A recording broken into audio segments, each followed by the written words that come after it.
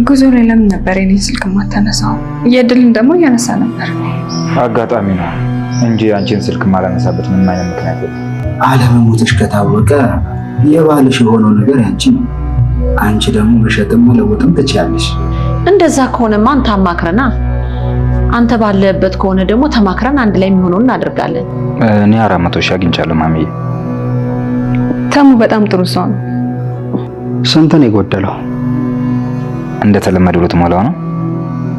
አዎ ምን ችግር አለው? በጣም ጥሩ ሰው ነው። 1,100,000 ብር ነው የጎደለው። ምን? አደንግጥ እንጂ ቁጥር ማለት ያስደነግጥ አይገባም።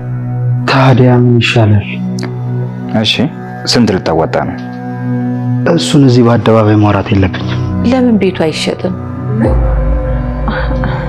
አይ እማዬ እንዲሁ ዝም ብላ ነው። እውነቴን ነው፣ አልተሳሳትኩም። እንዴ ቤቱ የኔም አይደል እንዴ?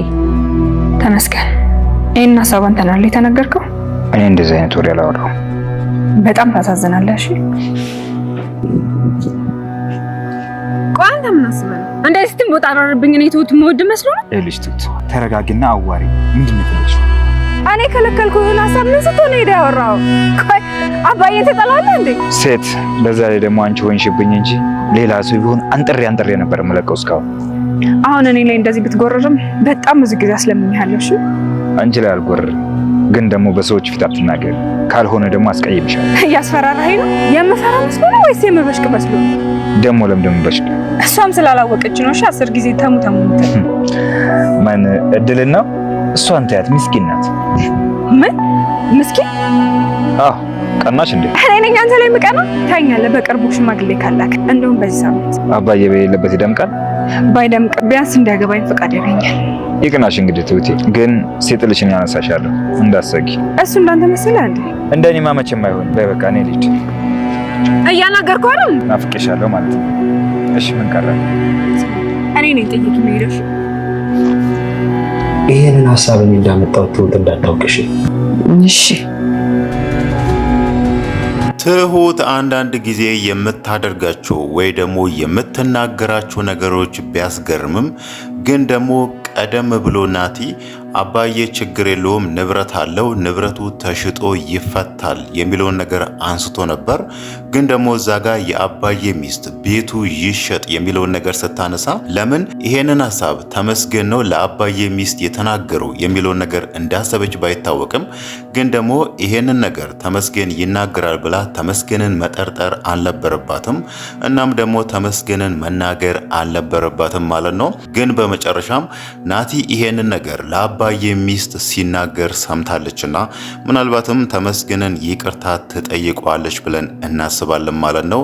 ትሁት አሁን ላይ ተመስገን ይሄንን ነገር ይናገራል ብላ በመጀመሪያ እሱን መጠርጠሯ ምን ያህል ስህተት እየሰራች እንደሆነ ወይ ደግሞ አሁንም ናቲ ነገሮችን ያበላሻል ወይ ደግሞ እንዲያደርጋል የሚለውን ነገር እሱን እንደማትጠራጠርና አሁንም ሌላ ነገር ውስጥ እንዳለች ነው የሚያሳየው ማለት ነው። በእርግጥ ያኔ ስለ አንገት አብሉ ናቲ ሲያነሳባትና እንደዛ አይነት ነገር አሰራልሻለሁ የሚለውን ነገር ሲያነሳላት ከዚህም በኋላ ናቲን እንደምትከታተለውና ናቲ በቀላሉ እሷን ሊሸውዳት ወይ ደግሞ ሊያታልላት እንደማይችል አንስታ ነበር። ግን ደግሞ እንዴት ወደ ኋላ እንደተመለሰች ባይታወቅም አሁን ላይ እንደ ቀድሞ ነው ናቲ አያጠፋም፣ እንደዚህ አያደርግም የሚለውን ነገር ስታስብ የነበረው ማለት ነው። ናቲ ደግሞ ለምንድን ነው ይሄን አጋጣሚ ተጠቅሞ የአባዬ ቤት ይሸጥ የሚለውን ነገር ያነሳው ብለን ስናነሳ እሱ አባዬንም መበቀል ወይ ደግሞ እሱንም መጉዳት እየፈለገ ይመስላል ማለት ነው። እሱ አሁን ላይ ምናልባትም ከአባቱ ያገኘው ገንዘብ ይኖራል ወይ ደግሞ አለሜም የተወሰነ ገንዘብ ለሱ ጨምራለት ቤቱን ሌላ ሰው እንደገዛ አድርጎ ያንን ቤት ለራሱ ለመግዛት አስቦ ይሁን ባይታወቅም ግን ደግሞ ይሄንን አጋጣሚ ተጠቅሞ ይሄ ቤት መሸጥ አለበት እንዲህ መሆን አለበት የሚለውን ነገር ማንሳቱ በጣም የሚያስገርም ነገር ነው ማለት ነው።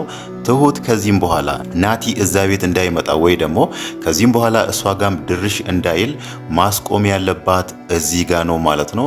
ያ ማለት የአባዬ ቤት መሸጥ አለበት የሚለውን ነገር ማንሳቱ ምን ያህል አባዬን እንደሚጠላው ወይ ደግሞ ምን ያህል እሱን ማጥፋት እንደሚፈልግ ነው። በመጨረሻም እሷም መገንዘብ አለባት ወይ ደግሞ መረዳት አለባት ብለን የምናነሳው ማለት ነው። ግን እሷ አሁንም ድረስ እውነት ናቲን ማግባት ፈልጋ ይሁን ወይ ደግሞ የተመስገን እልህ አሁንም ከውስጧ አልወጣላትም የሚለው ነገር ባይታወቅም አሁንም ለተመስገን ስታወራ የነበረው ናቲ ያገባኛል በአንድ ሳምንት ውስጥ ሽማግሌ ይልካል የሚለውን ነገር ነው እያወራች ያለችውና ግን እዚህ ጋር ናቲ መቆም አለበት ብላ ለናቲ ያለውን እውነታ እሱን እንደማትፈልግ ብትነግረው የተሻለ ይሆናል ማለት ነው። ለሷ አሁን ላይ ሌላው ነገር ትኩሳት የሆነባት የእድል በተደጋጋሚ ተመስገንን ስታይ ደስተኛ መሆንና ለተመስገን መደረው ለተመስገን አሳቢ መሆንና የሱን ስም ራሱ እያቆላመጠች ተሙ እያለች እሱን መጥራቷ አሁን ላይ ትሁትን በጣም አስከፍቷታል።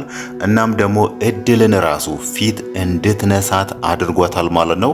እድል ደግሞ ይሄ ነገር በጣም ግራ የገባት እሷ በተመስገንና በትሁት መካከል ያለውን ነገር ስለማታቅ ነው። ተመስገን ምን ፍላጋ እዛ እንዳለና ትሁት የልጁ እናት እንደሆነች ምንም የምታውቀው ነገር የለም።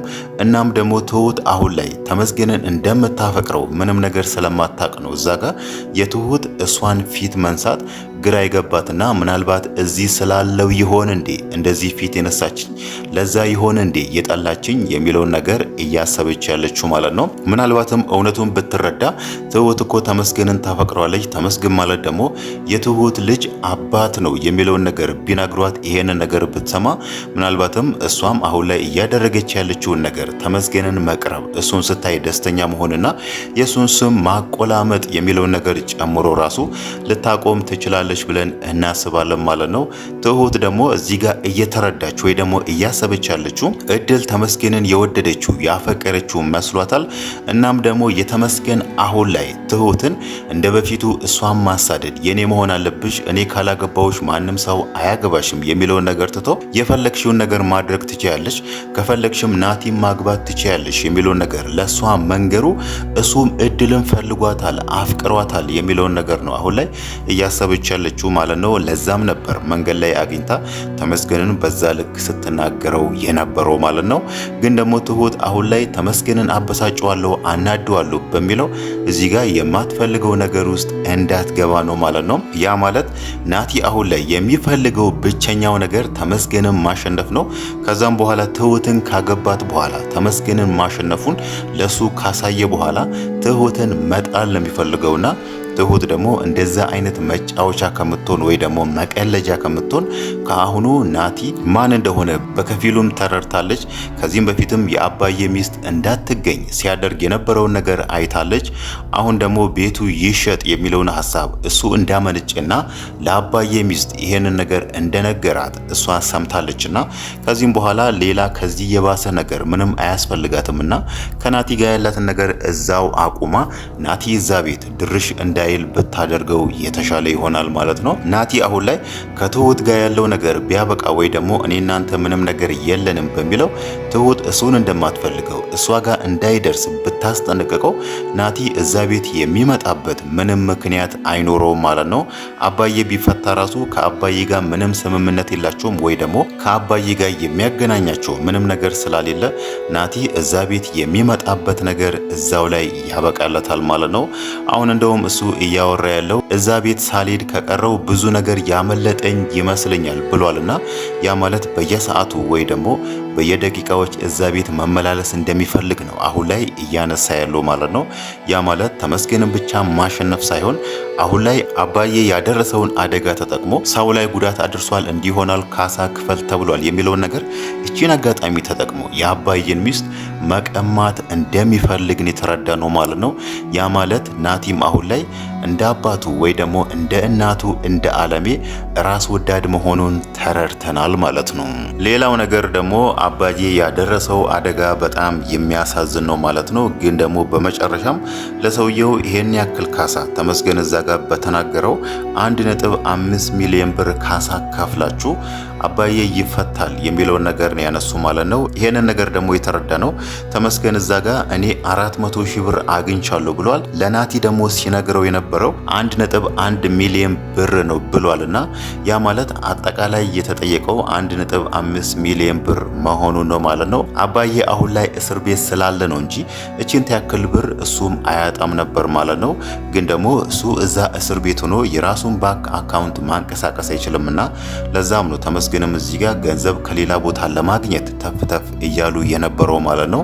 ናቲ ደግሞ እቺን አጋጣሚ ተጠቅሞ ቤቱ ሊነጥቀው ነው ያሰበው ማለት ነው። ግን ደግሞ ይሄ ነገር እንዲሆን ራሱ ምክንያት የሆነው ናቲ ነው ማለት ነው። አባዬ ከ12 ዓመት በኋላ ሚስቱ ለመጀመሪያ ጊዜ ሲያያት እዛ ጋር ራሱን ስቶ ነበርና አሁን ደግሞ ዶክተሮቹ ጤናዋ ይመለሳል፣ በ2 ቀን ውስጥ ትውስታዎቿን ታገኛለች፣ ከዚህም በፊት ስትጠቀምባቸው የነበረውን ነገር አሁን ካገኘችና ሽቶዎችን ሌሎች ነገሮችንም ካገኘች ትውስታዋ ይመለሳል የሚለውን ነገር ሲነግሯት ናቲ ቶሎ ብሎ ለአባዬ መናገር አልነበረበትም ማለት ነው።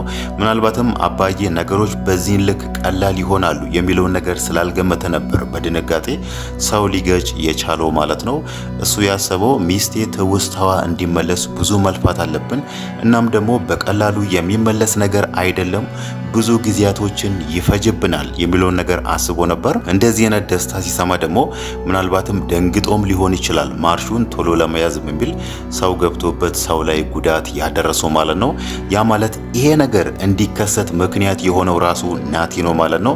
ተመስገን እዛ ጋር በተናገረው መሰረት አባዬ ወደ ቤት እየመጣ ነውና እሱ ቤት እስኪደርስ ድረስ ይሄን ነገር ታክሶ መጠበቅ ሲገባቸው እሱ ደግሞ አጉል ልወደድ በሚል ነበር ይሄንን ዜናማ እኔ ነኝ መናገር ያለብኝ በሚለው ለአባዬ ደውሎ ይሄ አደጋ እንዲደርስ ምክንያት የሆነው ማለት ነው። ይሄ ነገር በሱ ምክንያት ደርሶ ራሱ እንደ ጥፋተኝነት ራሱን መቅጠር ሳይሆን እሱ አሁን ላይ እያሰበ ያለው ያቺን ቤት ከነሱ ለመንጠቅ ነውና ለዚህ ሁሉ ደግሞ ናቲ ከዛ ቤት እንዲቀር ትሁት አሁን ላይ የራሷን አስተዋጽኦ መጫወት አለባት ማለት ነው። ያ ማለት ናቲ እዚህ ጋር እንዲቆም ካልተደረገ ምናልባትም አይታወቅም ወደፊት ከዚህም የባሰ አደጋ ሊያደርስባቸው ይችላል፣ ወይ ደግሞ ሌላ መዘዝም ይዞባቸው ሊመጣ ይችላል። ከዚህ ሁሉ እነሱ ማድረግ ያለባቸው ከናቲ ጋር የሚያገናኛቸው ነገር የለም።